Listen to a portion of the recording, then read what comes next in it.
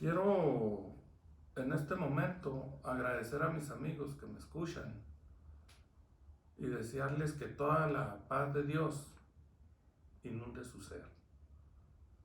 En este momento quiero aprovechar también para hablar de aquellos detalles, de esas situaciones que empañan nuestra persona, nuestra imagen como hijos de Dios.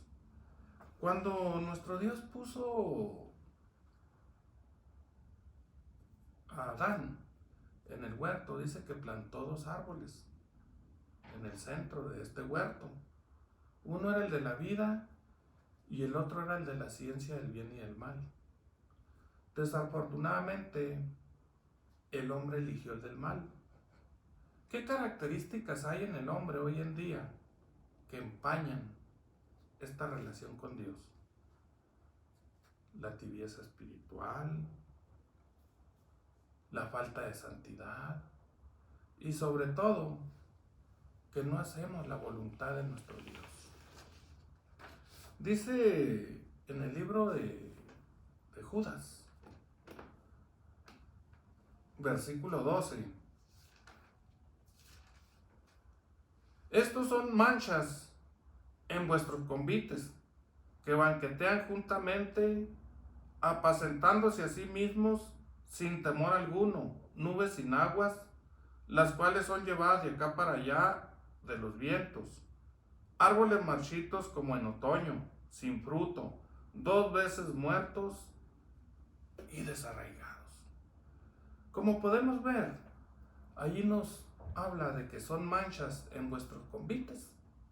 En las fiestas que celebramos los hijos de Dios, podemos hablar del día de reposo, ese séptimo día en que Dios nos convoca a sus hijos para que santifiquemos ese día. Quizá podemos hablar de los bautismos, de la cena del Señor. Hay muchos temas doctrinales que pudiéramos mencionar. Sin embargo, dice allá en Apocalipsis capítulo 12, versículo 17, que Satanás siempre hace la guerra a los que guardan los mandamientos de Dios y tienen el testimonio de Jesús. En este momento quiero hablar de aquellos con manchas. Dice en Job, capítulo 1, versículo 6, dice que un día vinieron los hijos de Dios a presentarse delante de él, entre los cuales vino también Satán. Si nosotros vemos allá en Hechos, capítulo 20, versículo 30, dice, y de vosotros mismos se levantarán. Es triste, pero de allí mismo, de esa congregación, de allí mismo, está la cizaña, que ahorita voy a hacer mención de ella. Quiero también mencionar a aquellos sin manchas. Dice en Apocalipsis 14:5, dice, estos son los que no tienen manchas, que con mujeres no fueron contaminados. Porque sabemos que el que tiene manchas es diferente. No guarda los mandamientos de Dios. Dice en la primera carta de Timoteo, capítulo 6, versículo 14, que guarden el mandamiento sin mácula ni reprensión. Ahora, volviendo a la parábola del trigo y la cizaña, que son muy parecidos. Dice ella en Mateo 13, del 24 al 30. El trigo da buen fruto, permanece erguido por el mismo, se inclina cuando tiene fruto, por su peso. Mientras que la cizaña, como está hueca, está vana, permanece erguida. Incluso es hasta tóxica. Entonces, ¿hasta cuándo se nota esta diferencia? Hasta que ya llega el momento de que deben dar fruto. Entonces, en nosotros como hijos de Dios, dice allá en Mateo 7, versículo 16, por sus frutos los conoceréis. Como vimos nosotros allá en Hechos 20:30. y de vosotros mismos se levantarán. Ahí entre nosotros siempre va a haber trigo y va a haber cizaña, porque el enemigo allí es donde le interesa hacer su mala obra, y dice que anda como león rugiente. Por eso nosotros debemos tener cuidado, porque está entre nosotros. Dice ahí en Mateo 15, del versículo 8 y 9, que en vano le honran. ¿Por qué en vano le honran?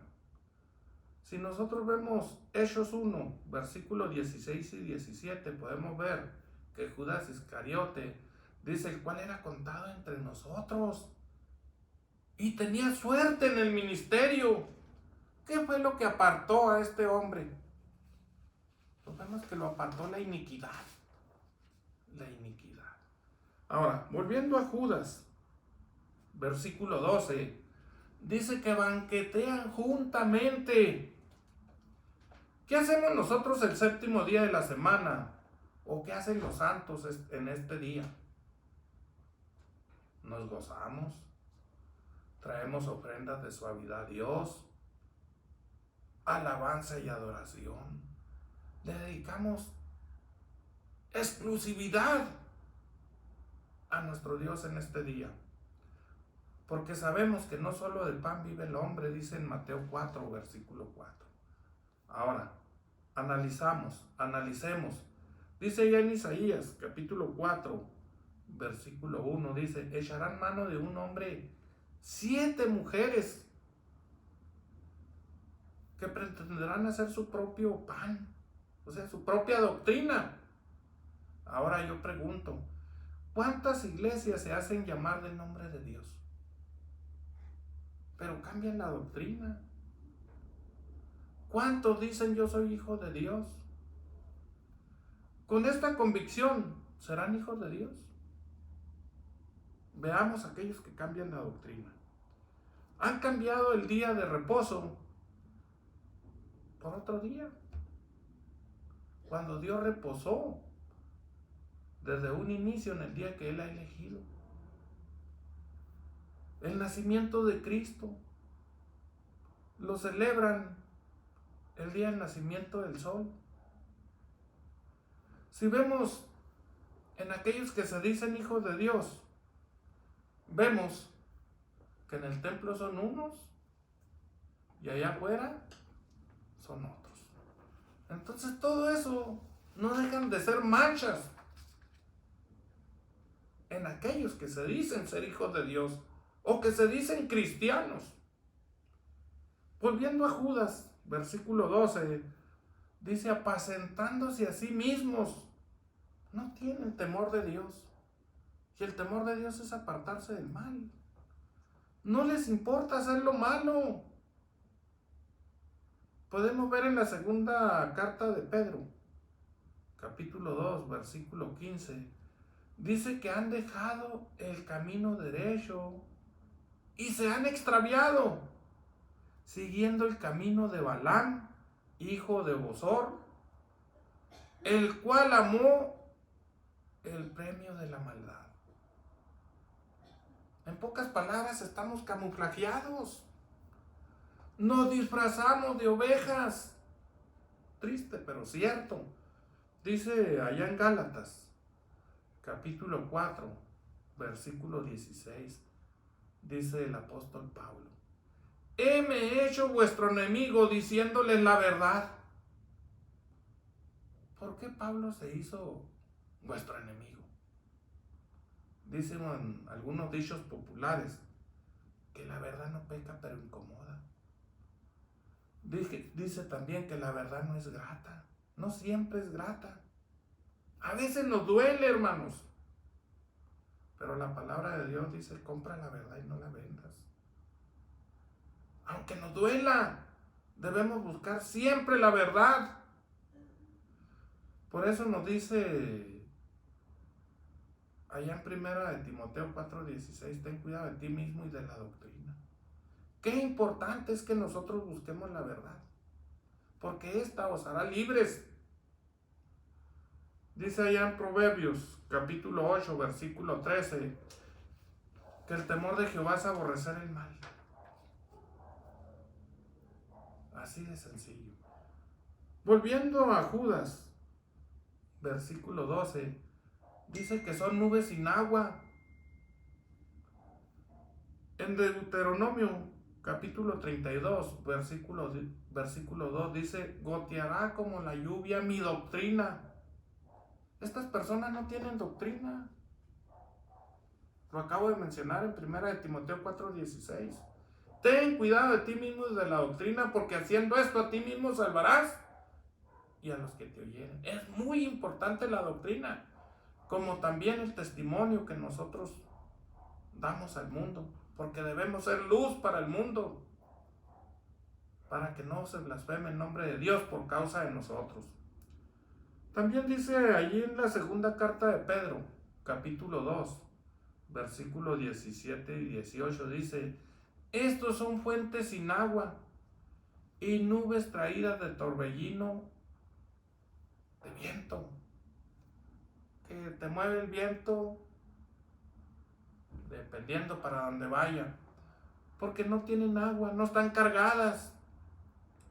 Si nosotros seguimos analizando el verso 12 de Judas, dice: las cuales son llevadas de acá para allá en los vientos. ¿Cómo se ve una nube sin agua, amigos? Se ve blanca, transparente. En cambio, una nube cargada con agua se ve negra, renegrida. Y lógico que una nube cargada sin agua pues va a ser llevada para cualquier lado. Dice allá el apóstol Pablo en 2 de Timoteo 3:13: mas los malos hombres y los engañadores irán de mal en peor, engañando y siendo engañados. O sea, no tienen conocimiento. Como engañan, los engañan. ¿Cómo hacerle para no ser engañados? Si nosotros vemos allá en Hechos capítulo 17 versículo 11, dice: y estos fueron más nobles que los de Tesalónica. ¿Por qué? Porque se cercioraban si lo que se les platicaba, si lo que se les predicaba era así. Entonces, una recomendación, dice allá en Gálatas capítulo 1 versículo 8: más aún, si a nosotros un ángel del cielo os anunciare otro evangelio, sea anatema. Es importante que nosotros como hijos de Dios, tengamos cuidado de estas cosas. Debemos estar apercibidos.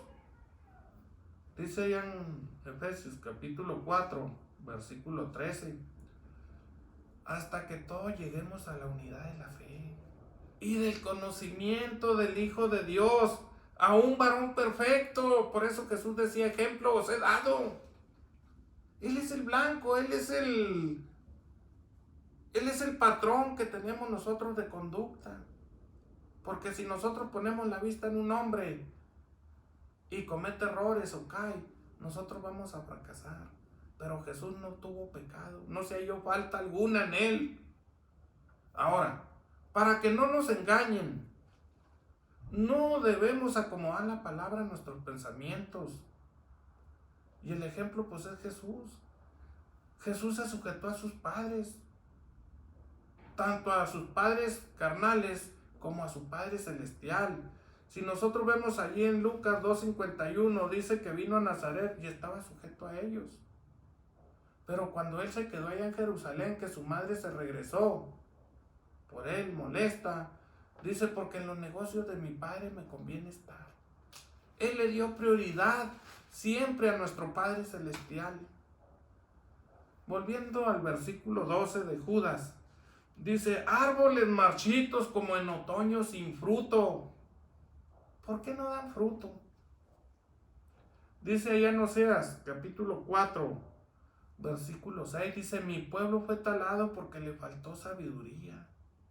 Olvidaron la ley de Dios. Qué triste, pero así fue. Ahora veamos lo que dice Santiago capítulo 2, versículo 17. Dice que la fe sin obras es muerta. Este pueblo de labios me honra, mas su corazón está muy lejos de mí. porque no hacemos lo correcto. Por eso dice ya en Mateo 23, Jesús les hacía la recomendación: hagan lo que ellos dicen, pero no hagan conforme a sus obras, porque sus obras eran malas. Hermanos, les hago una pregunta: ¿llevamos fruto? ¿Estamos dando lo que Dios espera? No nos olvidemos de lo que dice allá en la primera carta de Pedro, capítulo 4, versículo 7. Porque es tiempo de que el juicio comience de la casa de Dios. Los hijos de Dios estamos siendo juzgados ahorita. Dice, y si primero comienza por nosotros, ¿qué será el fin de aquellos que no obedecen el evangelio de Dios? Nosotros ahorita es cuando estamos siendo juzgados. Ahorita vamos a ver por qué. Dice allá en Judas, versículo 12, vuelvo a regresar. Dice, 2 veces muertos y desarraigados. Es importante saber que va a haber 2 juicios. Dice, bienaventurado y santo el que tuviere parte en la primera resurrección. ¿Qué va a pasar con aquellos que no murieron haciendo la voluntad de Dios? Que no hicieron un pacto, que no establecieron un compromiso con Dios. Dice allá en Apocalipsis, capítulo 20, versículo 5, dice que resucitarán 1000 años después. Estos van a resucitar para ser muertos otra vez, para ser destruidos. Por eso dice ahí en Judas 12, 2 veces muertos. Van a resucitar para ir a juicio. Qué triste, pero así va a ser aquel día.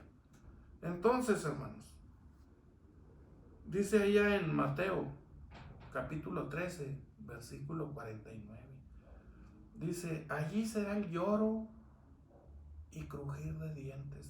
Se van a lamentar, pero ya no van a poder corregir. Entonces, ¿qué sucede cuando se arranca la mala hierba? Se hace desde la raíz. Por eso dice, 2 veces muertos y desarraigados. O sea, no les quedará ni raíz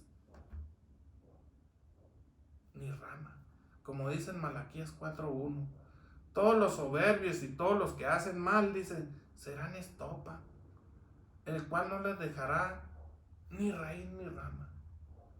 Entonces, una última recomendación: vistámonos de la armadura de Dios, que nos menciona allí en Efesios, capítulo 6.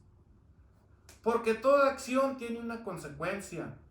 Entonces, nada más me gustaría mencionar lo que dice allí: ceñidos vuestros lomos de verdad y vestidos de la cota de justicia, calzados los pies con el apresto del evangelio de paz, tomando el escudo de la fe, tomando el yelmo de salud y la espada del Espíritu Santo, orando en todo momento. En todo tiempo debemos orar y velar. Yo les recomiendo a aquellos que no están haciendo lo correcto.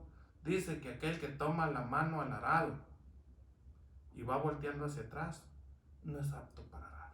Si has decidido seguir a Cristo, dice en Apocalipsis que seamos fieles hasta la muerte. Es así como quiero despedirme, deseándoles esa paz que mencionaba en un principio, que siempre invada su ser, que siempre se esmeren en hacer lo correcto delante de nuestro Dios. Mi deseo es que la paz de Dios esté sobre ustedes. Paz